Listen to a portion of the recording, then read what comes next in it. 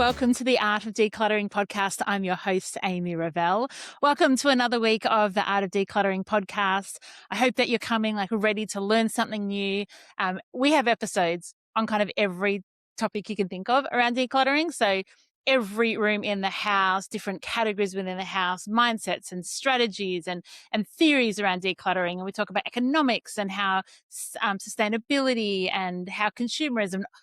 I want to talk to you about all of the things, and I get a little bit of time every week to kind of input little bits and pieces. So welcome to this week's episode. I'm calling it lingering, but it could equally be called musing, M-U-S-I-N-G, musing. I'm just going to muse on that, or I'm going to contemplate on that, or I'm going to stop and ponder, or I'm going to take stock. It's kind of the stop before you take action. Now, admittedly, as an ADHDer, there's not a lot of lingering that happens in my life. However, what I've really noticed is that when I do linger, I tend to make better decisions. So when we come to decluttering and organizing in our houses, that linger, that stop, that pause, there's a beautiful old Jewish word called selah, which means to stop and reflect and to pause and to think.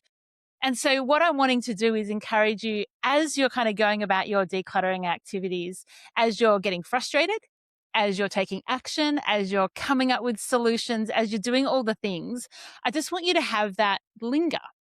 So I want to explain what that looks like, but that's what we're going to be talking about today. I just wanted to let you in on a little couple of things around the art of decluttering that I don't think I've shared with you before. One of them I was about to post on social media. I thought I just have to tell my podcast community this. We've got a workplace policy at the art of decluttering. So there's 10 of us that work here, and I'm the boss. And I was just I want to have a really fun workplace policy. So we have a policy that if it's 35 degrees Celsius or more on a day that you're working, the company shouts you a Slurpee, which is like a frozen slushy drink, on your way home from work. I think that's awesome. And tonight at our team meeting, I'm showing you, if you're watching on YouTube, you can see this. Oh, it's so good. We are bringing to the table. So everyone's we do all our meetings online because we're spread out. I asked everyone to bring a chocolate bar or their favorite tub of ice cream to the team meeting and to tell us, I love learning about why does somebody really, really like dark chocolate or 70% chocolate, or somebody loves the one with all the lollies in it. So yes, if you want to see what chocolate I held up, you'll have to have a look at the YouTube channel because it is definitely one of my favorites. There's just some fun things that we do with the art of decluttering. A lot of the work that we do can be quite serious, like we're working with clients who are feeling overwhelmed, who are struggling, and we try and bring joy, and we try and bring fun, and we try and bring a lightness and a just a bit of brightness and joy and hope to what we do. So sometimes we need to get creative as a team of how do we bring that to ourselves? So Slurpees and chocolate and ice cream, definitely the way. So what we're talking about today is lingering. So I've explained kind of what a linger is, but I want to give you some examples of what it might look like in your home when you kind of bring in this decluttering strategy of the linger. And so it might mean that you walk into a space with the intention of tidying up for the day, or the kids might be little and they've been playing all day and you're I just want to tidy up the toys. And so the linger is rather than rushing in, as I said, us ADHDers can have a tendency to do that, rather than rushing on in and just getting to work. Maybe it might just be standing at the door and just kind of assessing the lay of the land, looking and going what are the hotspots? What are the toys that are pulled out every single day? And what are the toys that I'm actually never packing up because they never play with them anymore? And it can be really tempting in a kitchen and in any space, to just get in and do the job. I am definitely a get stuff done kind of girl. And so I will often just jump into that and be let's go, let's create the solution, let's work it out, let's get it done, let's move on to something. Well, fine, I want to read a book, I want to hang out with someone, do whatever. But the linger, even if it's only for 5 seconds, it might help you to understand how you use a space differently to what you thought. So it might be that all of the clutter is on one side of the kitchen bench and all of the dirty dishes are on the other. It might be, as I said, some toys are used, some toys are not used. It might be that only one child seems to be leaving all of their clothes on the lounge room, in the lounge room on the couches, and the other child seems very easily to be able to put their dirty clothes in the dirty clothes basket. So what I want you to think about is, I'm just going to linger.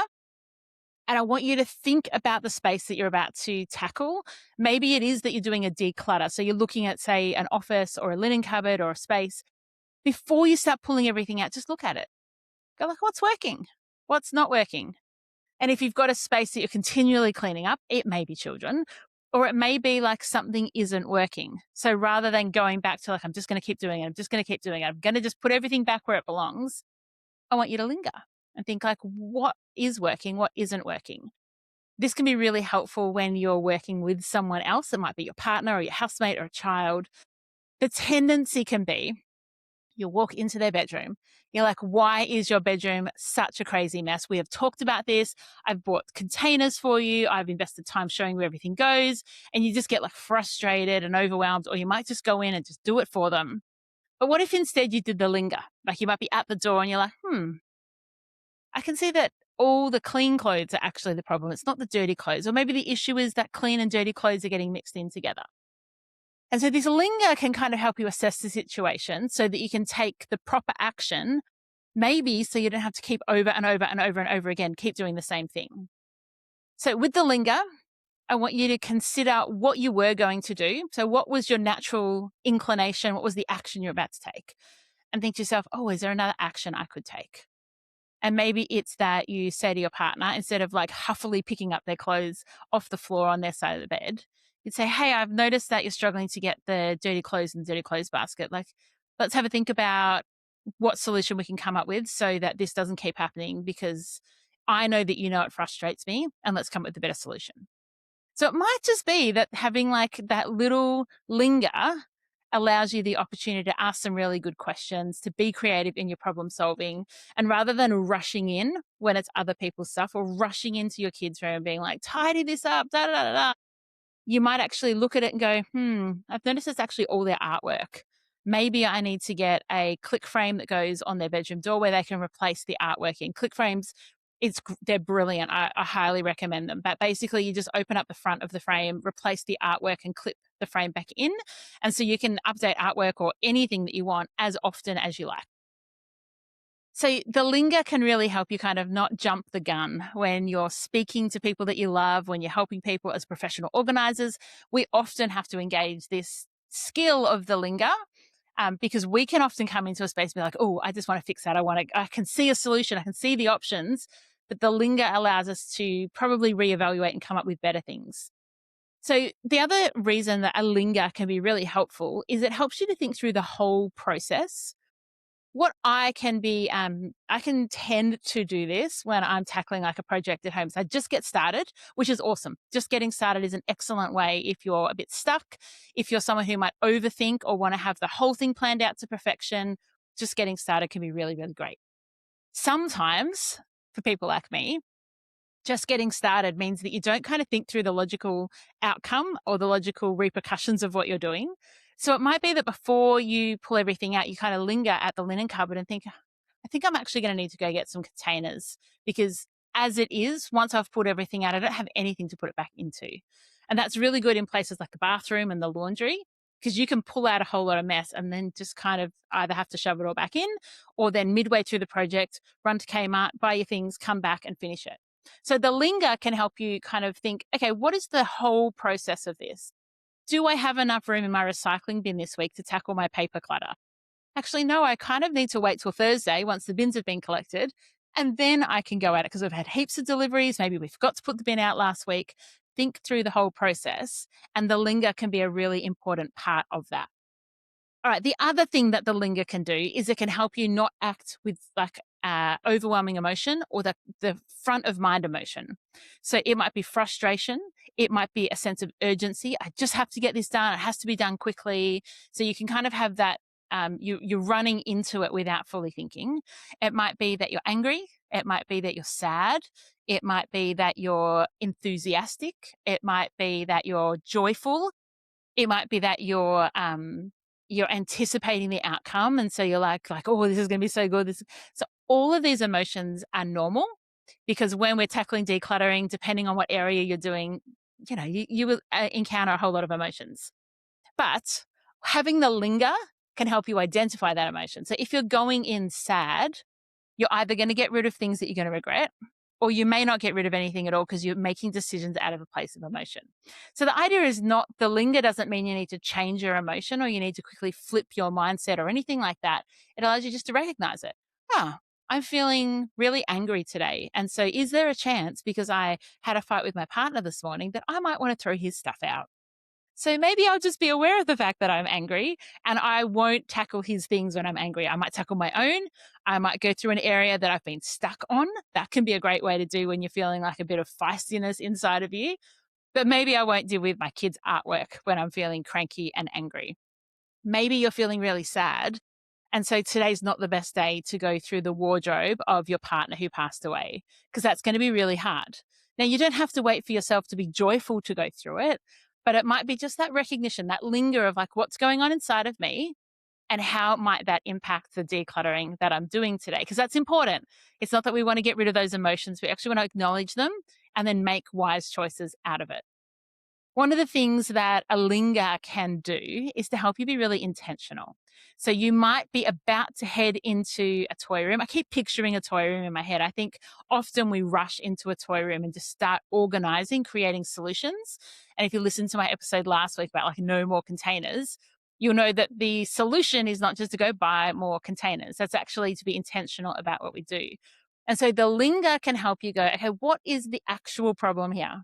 Is the problem just that the kids were playing? It's not a problem, just the situation that the kids were just playing. They've made an almighty mess. They're in the bath or they've gone to bed, and I just want to tidy this up before I relax for the evening.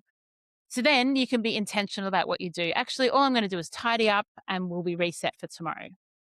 But if you go into the playroom and you look around and you think, this is not working anymore, the kids are not putting things away, it's not clear where things belong, we've got an excess, we've just got too much stuff. And so the kids are overwhelmed, they're pulling out toys that they're not actually engaging with. They're not age appropriate anymore. They've moved on to new hobbies, they've got new things they're excited about. All of those things you can be intentional about. So rather than walking in and just tidying up, what if you then walked in and went, I wonder if I gather all the coloring in books and halve the collection? Or I can see that there's textures everywhere. Maybe I get rid of 50% of the textures, so it's a much more manageable amount that the kids have. And so I think when you're looking at this intentionality, that linger really helps you to kind of determine in your mind, like, what is the problem? What am I trying to achieve? And actually doing the things that help you to achieve that, rather than rushing in all hot and flustered and quickly tidying up, but doing that day after day after day. There's nothing wrong with occasionally just going in and getting it done, right? But if you're doing that every single day, I think the linger will actually help you long term make good choices, be intentional about the way that you use your house, be intentional about the way you use your time, the way you spend your money, the way you spend your relationships, like all of that stuff, being intentional. The linger, the wait, look around, have a think, what's going on in my body? How's my heart feeling? What's the situation? How much time do I have? That linger allows you to take all of that into consideration. Another reason the linger is awesome is because a linger can help you bite off the right amount size of decluttering or organizing. Um, I I find I'm pretty good at this unless I'm like in an ADHD hyperfocus, in which case like I will bite off way more than I can chew. But one of the skills of a professional organizer is when we go into someone's home, we have to be really good at time management and biting off chunks that will give clients success, that they'll be able to see the changes that they can maintain without it being additionally overwhelming. So even though I might not feel overwhelmed to come in and pull everything out of your linen cupboard and sort through it and make a system, you might be overwhelmed by it. So it's not nice if even as a professional organizer, I come think I can cope with it, but my client needs to be able to cope with it as well. It needs to be able to be something that you can bite off, have success in, achieve, finish, close that loop, and then you might have 10 minutes to do another little job. But if you linger, you're like, okay, I've got 15 minutes before I need to leave for school pickup. I've got 20 minutes before I leave for Pilates or whatever it is. What can I do in that time? And the linger allows you to be realistic. It's just that stop and assess. And again, this might be the pot calling the kettle black as an ADHDer, but so many of you are ADHDers. I know that because you reach out and tell me, or you're living with ADHDers, or you relate to the things that I'm talking about, even if your neurotype is typical. You're like, oh yeah, I totally do that, Amy. One last reason that I think the linger is really good is I think the linger allows you to make choices that last for the long term and serve you in the long term. So, like I said, if you're constantly tackling the same areas, maybe the linger will mean that you create a solution that's completely different that serves you so you don't have to keep going back to it. So, one of the things I did a few months ago is I went through all of our kitchen plastics and we actually got rid of a heap of them. Because what I was finding is I was constantly rearranging our plastic drawers. We've got two, which has got all of our drink bottles, it's got all of our plastic containers, all of the food containers, it's got our rice cooker in there, it's got like all our itty bitties that you use for snacks and things like that. It's got all of our freezer containers. Any plastic container in our home lives in one of these two drawers. Now, if I have spent time organizing it, it looks beautiful and every single thing fits perfectly. However, I have two teenage boys and a husband who do not spend a lot of time making sure that everything fits perfectly. And so the boys tend to be the ones that unstack the dishwasher and the dish rack, and they will put the things in those two drawers. And sometimes they'll put them in the right spot. But what I was finding is often I was having to go and reshuffle it all to make it work. So I lingered and I looked at it and I was like, so it is all fitting. I don't have a quantity issue, but I actually have a systems issue. This is no longer working when I'm the only one that can maintain it. So I got rid of heaps of our plastics, found we actually weren't using them. I haven't missed them. I put them in a separate cupboard and I've been selling them and donating them as I've realized, yep, I definitely don't need that one back again. So what the linger allowed is for me to make wise long-term decisions. Now those drawers are sitting at about 50% full. So it doesn't matter anymore if the kids throw the drink bottles in instead of placing them in the spot for the drink bottles. It doesn't matter if they put a lid on something and put it in or whether they stack them and nest them together because I've now created a system that is going to work for us in the way that we live, not just for some great photo, not because I'm a professional organizer and I know how to organize a drawer, but actually because the Ravel family live here and different people in our family are putting away the dishes. And I do not want to be the one that is constantly pulling everything out and rearranging it just to make it work. I hope it's helpful for you to think about that linger. It's the stand back, it's the assess, it's the think, what's going on for me? What's going on in this situation? Is there a problem? Or is this just lived in space and I'm just going to tidy it? Do I need to tackle it in like little bits? Or is it okay if I spend a whole lot of time on it? What do I want this to be working for long term? How's it going to serve me and not me be serving this space where I'm constantly allocating time to it? How can I make it just work easier? And I think you'll find that the linger works. I'd love to hear how you find it over on our Facebook community or jump into Instagram, send me a DM. Let me know the linger and how it works for you and how it changes the way that you tackle your spaces. So until next week, my friend, enjoy the freedom.